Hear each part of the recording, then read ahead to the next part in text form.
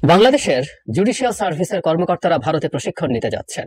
গতকাল এরকম একটা খবর যখন ছড়িয়ে পড়ে, ফেসবুকে ভীষণ শোরগোল শুরু হয়। অনেকে এটা তীব্র প্রতিবাদ করেন এবং বোধ করি সেই প্রতিবাদের ফলেই সরকার সিদ্ধান্ত নিয়েছেন তাদেরকে আর পাঠাবেন না।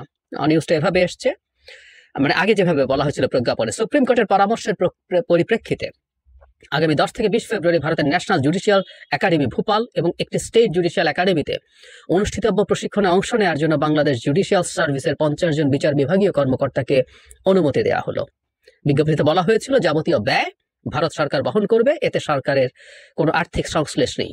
2017 সালের এপ্রিল মাসে তৎকালীন প্রধানমন্ত্রী শেখ হাসিনা ভারত সফরের সময় বাংলাদেশ বিচার বিভাগীয় কর্মকর্তাদের প্রশিক্ষণ ও সামর্থ্য বাড়ানোর লক্ষ্যে বাংলাদেশের সুপ্রিম কোর্ট এবং ভারতের ন্যাশনাল জুডিশিয়াল একাডেমির মধ্যে একটি সমঝোতা স্মারক স্বাক্ষরিত হয়েছিল। আমরা এই চুক্তিটাকে কিভাবে দেখব এবং বাংলাদেশ কি করেছে, যা করেছে সেটা এভাবে করা ঠিক হয়েছে কিনা, আমরা একটু প্রাথমিকভাবে যদি চিন্তা করি যে ভারতের প্রশিক্ষণের কি প্রয়োজন আছে। ভারতের আদালতের, আমাদের এই অঞ্চলের আদালতের মধ্যে বা বিচার বিভাগের মধ্যে তুলনামূলকভাবে কিছু সুনাম ছিল। এখন কেউ বলতে পারেন যে আমরা আমাদের বিচারকদেরকে ইউরোপ আমেরিকার দরকার হয় ট্রেনিং দিতে পারি কিনা। আমার কাছে মনে হয় এটা সঠিক নয়, কারণ বিচারকরা, বিচার বিভাগীয় কর্মকর্তারা যে ধরনের চ্যালেঞ্জের মুখোমুখি হন সেটা আসলে কাছাকাছি চ্যালেঞ্জ যেসব জায়গায় আছে এবং সেখানে কাজ করছে সেটা হয় ভালো। সো টেকনিক্যালি ভারতে আমাদের বিচারকদের প্রশিক্ষণ টেকনিক্যালি বা অ্যাপারেন্টলি ভালো মনে হবে, কারণ আমাদের মতো কন্ডিশনে তারা কাজ করেন কম বেশি, কিন্তু তাদের স্ট্যান্ডার্ড তুলনামূলকভাবে অনেক ভালো। আমি ছিল শব্দটা যোগ করতে চাই, ছিল। কিন্তু ভারতের বিচার বিভাগের সেই অবস্থা এখন আর নাই। খুব সোজাসাপটা কথা, ভারতের সুপ্রিম কোর্ট এখন পর্যন্ত তার ক্ষমতা খানিকটা হলো বা বেশ খানিকটা হলো বজায় রাখতে পেরেছে, কিন্তু ভারতের সাধারণ যে বিচারিক আদালতগুলো, এমনকি রাজ্যের যে হাইকোর্টগুলো আছে, সেগুলোর বিরুদ্ধেও সিরিয়াস প্রশ্ন আছে। যেমন আমি যদি বলি এভাবে যে একটা মামলা নিয়েই, খুব আলোচিত একটা মামলা নিয়ে কথা বলি, যার নাম রাহুল গান্ধী সংসদ সদস্য পদ হারিয়ে ফেলেছিলেন, আমাদের মনে আছে নিশ্চয়ই। উনি 19 সালের নির্বাচনের আগে একটা জনসভায় নরেন্দ্র মোদীকে কটাক্ষ করতে গিয়ে স্যাটায়ার করেছিলেন আরো 2 মোদী, আমি ভুল না করলে নীরব মোদী এবং ললিত মোদী। একজন ব্যাংক লুট করে পালিয়েছেন আর একজন এই যে ক্রিকেটের ওখানেও লুটপাট করেছেন। তো উনি বলেছেন যে সব চোরের নামের শেষে মোদী কেন, তখন উনি 3টা নামও বলেছেন, নীরব মোদী, ললিত মোদী, নরেন্দ্র মোদী। আমি ডিটেল আলোচনায় যাচ্ছি না, তখন পড়েছিলাম, এখনো মনে আছে যে আপনি একটা নামের টাইটেলকে দিয়ে ভাবে যখন বলছেন, কোনো ব্যক্তি এককভাবে সংক্ষুব্ধ হয়ে মামলাই করতে পারে না, মানহানির মামলা, কিন্তু একজন এরকম কোন একটা রাজ্যের মানে গুজরাটের একজন এমএলএ, তাদের প্রাদেশিক পরিষদের সদস্য, তার বিরুদ্ধে মানহানির মামলা করেন এবং তার বিচারিক আদালতে তার সাজা হয়। আচ্ছা, মানলাম যে বিচারিক আদালত, কিন্তু গুজরাট হাইকোর্টেও সেই সাজা বহাল থাকে। তার মানে হাইকোর্টও রায় দিয়েছিল, শেষে এসে আমাদের নিশ্চয়ই মনে আছে সুপ্রিম কোর্টে এসে সেটা স্থগিত হয় এবং পরবর্তীতে তিনি আর ওই মামলার মধ্যে থাকেন না এবং রাহুল গান্ধী তার সংসদ সদস্য পদ বাতিল হয়ে গিয়েছিল, পরে তাকে সংসদ সদস্য পদ ফিরিয়ে দেওয়া হয়েছে। এটা শুধু গান্ধীর ক্ষেত্রে না, অরবিন্দ কেজরিওয়ালের ক্ষেত্রেও গত সাধারণ নির্বাচনের আগে একই রকম ঘটনা ঘটেছিল। তাকে আদালতে নিয়ে যাওয়া হয়, জেল, সেখান থেকে তাকে সাজা দিয়ে জেলে পাঠিয়ে দেওয়া হয়, কিন্তু শেষ পর্যন্ত তাকে মানে নির্বাচনী সময়টার জন্য ক্যাম্পেইন করতে জামিন দিয়েছিল সুপ্রিম কোর্ট। এটা নিয়ে ভারতের ক্ষমতাসীন দল এবং সরকার খুবই ক্ষুব্ধ প্রতিক্রিয়া জানিয়েছিল। তার মানে আমরা যেটা বলতে চাইছি, ভারতের বিচার বিভাগের ওপরেও সুপ্রিম কোর্টের বাইরে, সুপ্রিম কোর্টও একেবারে বাইরে আছে কিনা এসব প্রশ্ন আছে। বিশেষ করে মিস্টার রঞ্জন গগৈ যখন সুপ্রিম কোর্টের প্রধান বিচারপতি ছিলেন, উনি আসামিয়া, উনি পরবর্তীতে রাজ্যসভার সদস্য হয়েছেন বিজেপির টিকেটে, এবং তাদের যে ওখানে নাগরিকপঞ্জি হয়েছিল সে সময়কার রায়ের ক্ষেত্রেও তার অন্যায় প্রভাব ছিল, এই অভিযোগ আছে। ফলে ভারতের সর্বোচ্চ আদালতও প্রশ্নের মধ্যে পড়া শুরু করেছে। তো এখন প্রশ্ন হচ্ছে, আমাদের বিচারকরা সেখানে গিয়ে আসলে কি শিখবেন? আর আমাদের বিচারকদেরকে অনেক কিছু শেখার আছে, অনেক বেশি প্রশিক্ষণের আছে, যে প্রশিক্ষণ আমরা দিতে পারি না। এটা জরুরি, আমাদের দেশের সিনিয়ররা দিতে পারেন না, প্রশিক্ষণ দরকার আছে। কিন্তু আসলে আমাদের মূল সংকটটা দক্ষতার অভাব, যোগ্যতার অভাব ছিল না।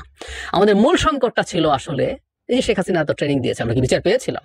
ভারত এত ট্রেনিং দিল, কারণ সব প্রবলেমটা ট্রেনিংয়ে না, দক্ষতায় না। সংকটটা ছিল আসলে সরকার কিভাবে ম্যানিপুলেট করেছে সেটার উপর, এবং এই সব মানুষগুলোকে চাপে বা কোনো লোভে বা কোনো না কোনো ভাবে বা কারো ব্যক্তিগত করাপশন সব মিলে আমরা বিচার পাইনি। আমাদের বিচার ব্যবস্থা ভেঙে পড়েছিল এবং সেটা স্বৈরাচারী শেখ হাসিনা তার স্বার্থের কারণে ভেঙে ফেলেছিলেন। ওটা দক্ষতা বা অন্য কোনো কিছুর অভাবে না। উপরন্তু, যেটাকে আমি খুব সিরিয়াসলি দেখতে চাই, আমরা আশা করি এখন থেকে আমাদের বিচার ব্যবস্থা, বিচার বিভাগ খুব ভালোভাবে কাজ করবে। এটা সত্যিকার অর্থেই মানুষের ন্যায় বিচার নিশ্চিত করার লক্ষ্যে কাজ করবে। প্রশ্ন হচ্ছে ভারতে যাওয়ার সাথে কি শুধুমাত্র প্রশিক্ষণ জড়িত, যেটা সম্ভবত সবচেয়ে জরুরি প্রশ্ন। মোটেও না। ভারত আসলে নানাভাবে, মানে ভারতের মতো একটা কৃপণ আমরা কেউ কথ্য ভাষায় খুব বাজেভাবে বলি, যে নাই বলি, একটা কৃপণ একটা দেশ, যে কোনো দেশকে লোন দিল সেটা ডিসবার্স করার সময় তার নানান টেনশন থাকে, আর সেখানে রীতিমতো গাঁটের পয়সা খরচ করে বিচারক নিয়ে গিয়ে ট্রেনিং দিয়ে দেয়। এত উদার, এত চমৎকার দেশ ভারত? No way. ওরা আসলে এই মানুষগুলোকে নিয়ে যান তাদের প্রভাব প্রতিপত্তি তৈরি করার জন্য, তারা তাদের মতো করে টিউন করার জন্য, তাদের স্বার্থ বা পারপাস সার্ভ করার জন্য। সবগুলো দীর্ঘমেয়াদী ইনভেস্টমেন্ট, এটার পেছনে বিরাট স্বার্থ না থাকলে ভারত এটা করে না। সুতরাং সেই কারণেই এই ট্রেনিংগুলো সব বন্ধ করে দেওয়া উচিত ছিল। আমাদের আসলে কেউ কোনো লেভেলে ভারতে ট্রেনিং এর জন্য যাবে না।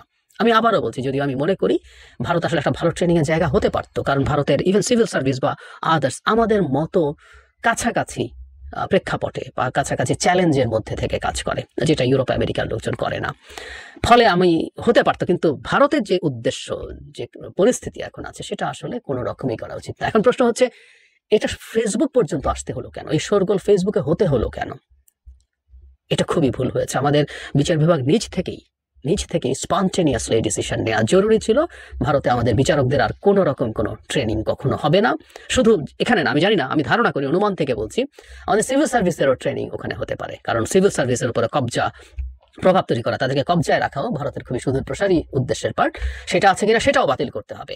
এবং বটম লাইন হচ্ছে, এই সরকার দায়িত্বে আসার পর থেকে আমরা একটা কথা রিপিটেডলি বলেছি, ভারতের সাথে প্রতিটা চুক্তি, MOU পুনর্বিবেচনা করতে হবে। আমরা এখন পর্যন্ত আসলে এটার খুব লক্ষণীয় কোনো উন্নতি দেখিনি। আমরা জানি যেগুলো ফর্মাল চুক্তি, অ্যাগ্রিমেন্টগুলো কোর্টে মানে আপনাকে বাধ্য করা বা সেটা থেকে বেরিয়ে আসা খুবই জটিল ব্যাপার আছে, সেগুলো পুনর্বিবেচনা করা উচিত। সেগুলো যদি খুবই কঠিনও হয়ে থাকে, তারপরও আমাদের যদি, যেটা আমাদের স্বার্থের জন্য খুবই হানিকর, সেটা থেকে বের হওয়ার প্রসেস শুরু করতে হবে। কিন্তু MOU গুলো জাস্ট চোখ বন্ধ করে বাতিল করে দেওয়া যায়, ওগুলো কোনো লিগ্যাল ভ্যালু নাই। এটা এক ধরনের জেন্টলম্যান অ্যাগ্রিমেন্টের মতো।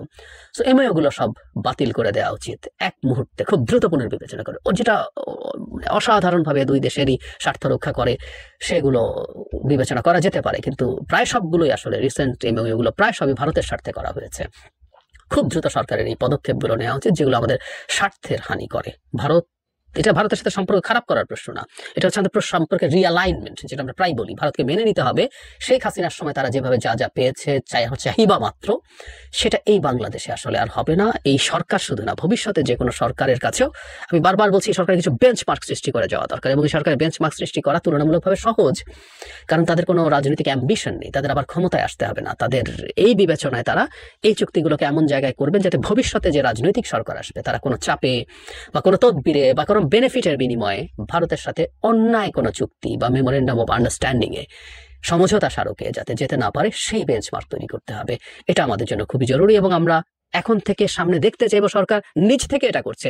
আবার কোনো একদিন এক চুক্তি সরকার পালন করার জন্য চেষ্টা করছে, আর সেটা নিয়ে শোরগোল হবে, তারপর বাতিল করবে। এই রিঅ্যাক্টিভ সরকার না, একটা প্রোঅ্যাক্টিভ সরকার আমরা দেখতে চাই। কারণ নির্বাচিত না হলেও, পলিটিক্যাল এজেন্ডা না থাকলেও, এটা জনগণের ম্যান্ডেট প্রাপ্ত একটা সরকার। জনগণ এই সরকারকে সমর্থন দিয়েছে।